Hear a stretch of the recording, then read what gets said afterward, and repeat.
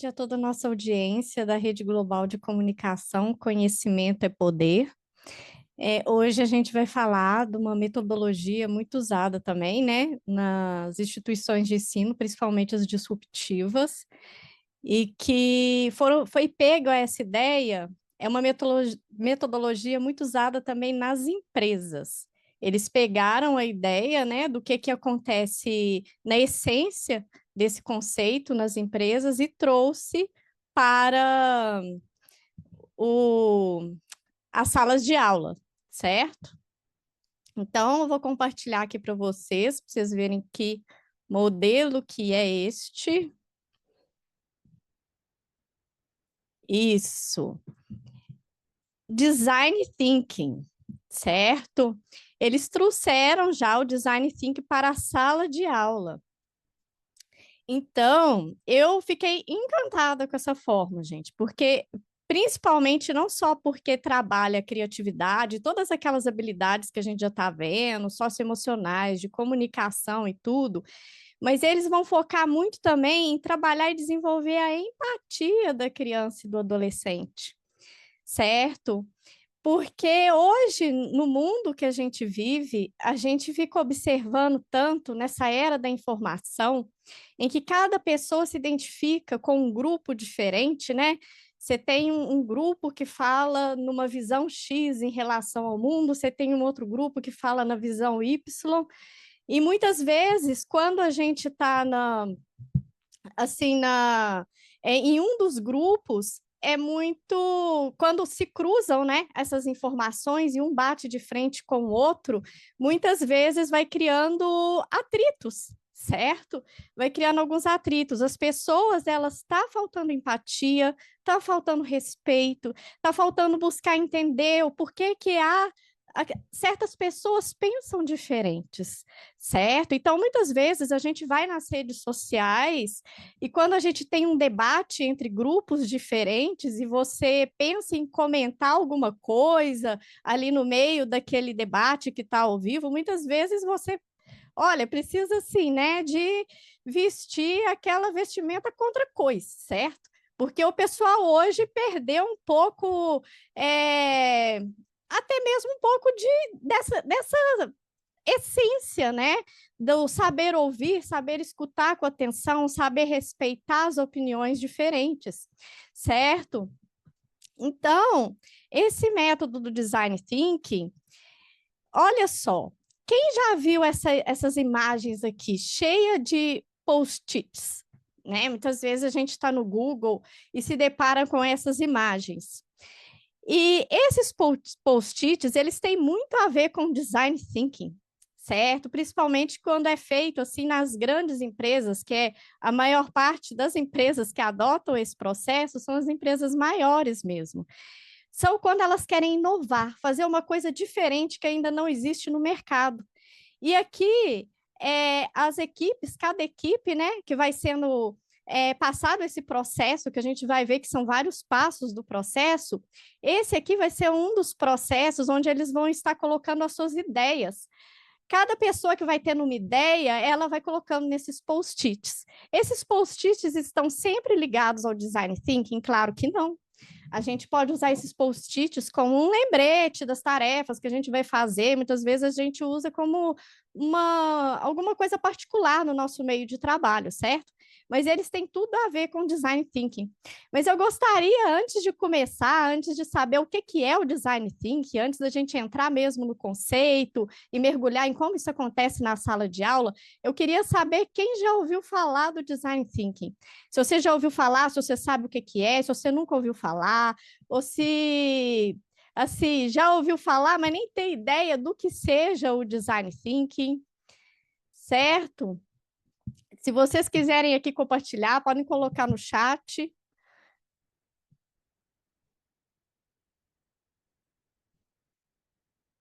Bom, então, muitas pessoas nunca ouviram falar, certo? Então, vamos ver o que é. Vamos ver o que é o conceito do design thinking primeiro, né? Olha só, vamos ver cada palavrinha, tá? Para que a gente vá entendendo melhor. Design. Quando a gente fala em design, o que que vem na nossa mente? Vem alguma coisa, a gente pensa assim, design de joias, design de carro, design de interiores, na parte de arquitetura, a gente sempre liga a um projeto criativo, certo? É essa ideia que vem na nossa cabeça. E quando a gente fala thinking, porque o termo vem lá de fora, né, em inglês, o thinking vem do verbo to think, que é o quê? Pensar. Então, se a gente traduzir para o português de forma crua, vai virar pensamento de design. Mas não fica legal, né? Então, aí eu pensei numa forma de estar conceituando isso melhor, para a gente entender melhor, eu coloquei como pensamento criativo. Mas, pensamento criativo de quê? Para quê, né? Com qual objetivo vem esse pensamento criativo, certo? Então, o objetivo nas empresas, quando eles adotam, e também nas escolas, né, que eles vão pegar esse conceito do design thinking que era adotado nas empresas primeiro, o objetivo é solucionar problemas de forma criativa, inovando, sempre trazendo uma coisa que ainda não existe, tá?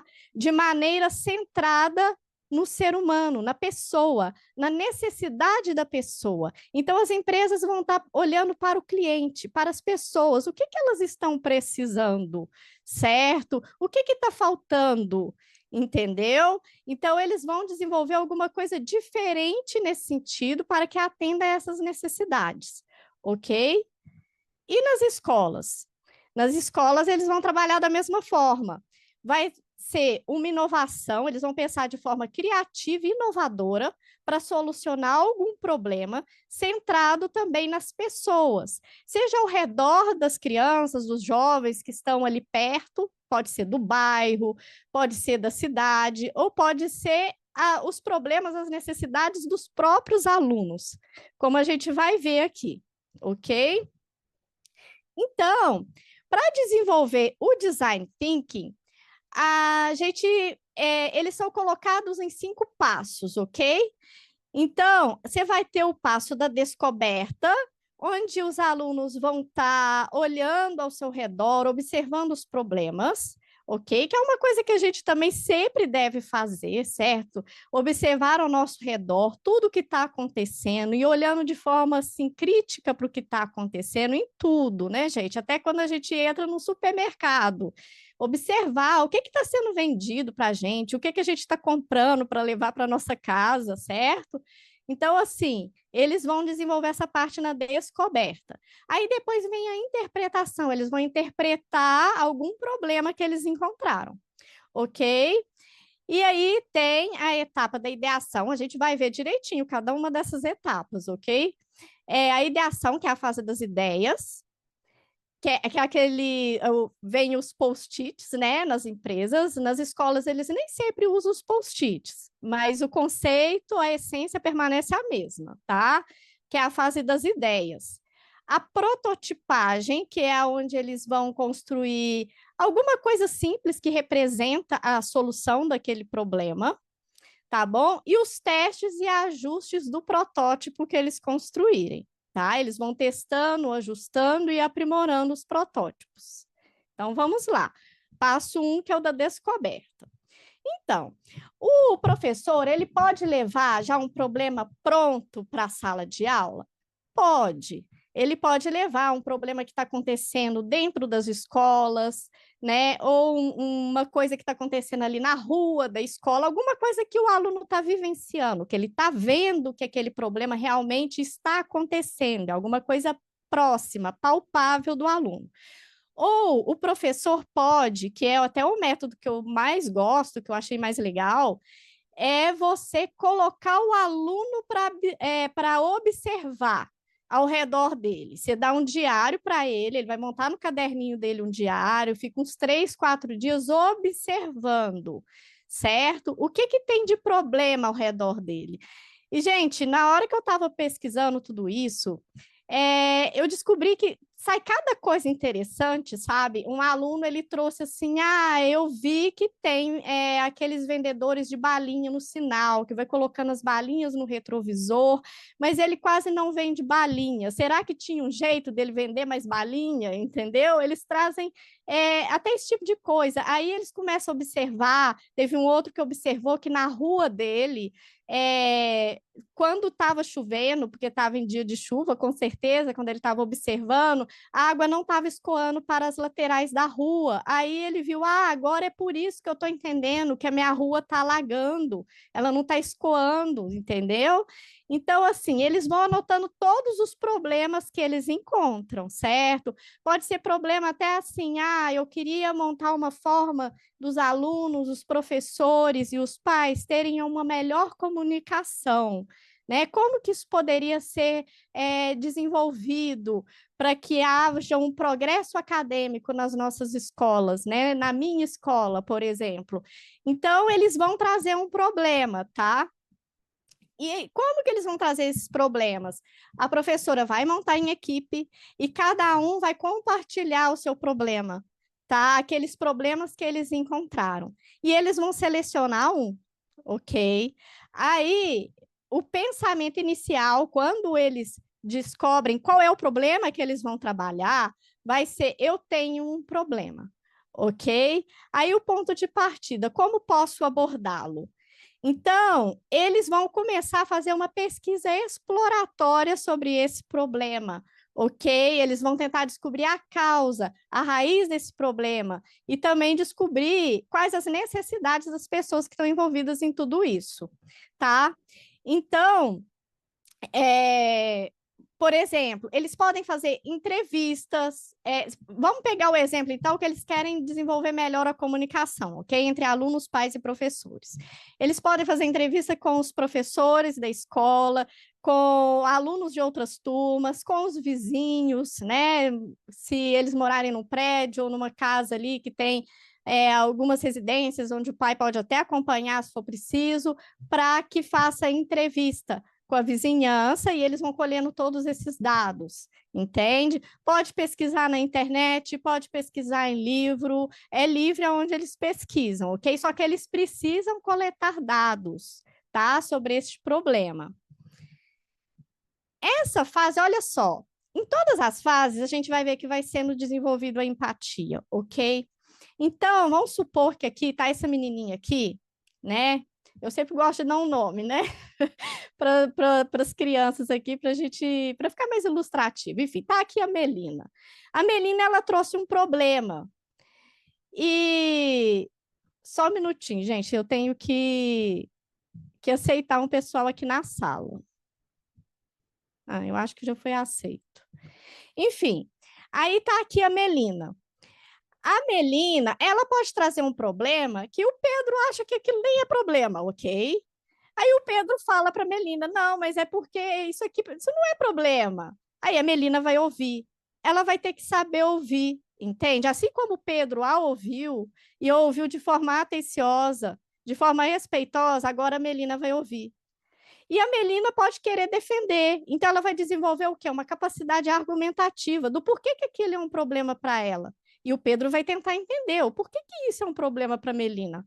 Você está vendo? Então, eles desenvolvem isso. É claro que o professor vai estar observando tudo isso, ok? E é até muito difícil, tá? Para o professor ficar observando. A gente sempre viu como é mais custoso, é mais difícil o professor estar conduzindo essas atividades, né? Onde o aluno é o centro da turma, né? Não é ele, mas o centro, o professor. E também para perceber todas essas habilidades que estão sendo desenvolvidas em cada aluno, porque ele vai observar isso de forma individual, tá? Porque eles sempre observam isso de forma individual nessas escolas, entende? Então, vamos para a segunda fase, que é a de interpretação. Na fase de interpretação, olha o pensamento inicial. Eu aprendi alguma coisa. Afinal, eles já coletaram os dados sobre aquele problema, tá? Então, o ponto de partida, como eu posso interpretar tudo isso? Ok? Então, agora os alunos, eles precisam aprofundar mais naquilo ali, porque eles precisam entender bem o problema, gente. Se eles não entendem bem o problema, eles vão ter dificuldade de pensar numa ideia para resolver e na solução. Entendeu? Então, eles vão ver que dados que realmente são importantes e que realmente descrevem aqueles problemas, que dados foram desnecessários que eles escolheram, entende? Porque eles vão precisar conceituar esses problemas, o problema.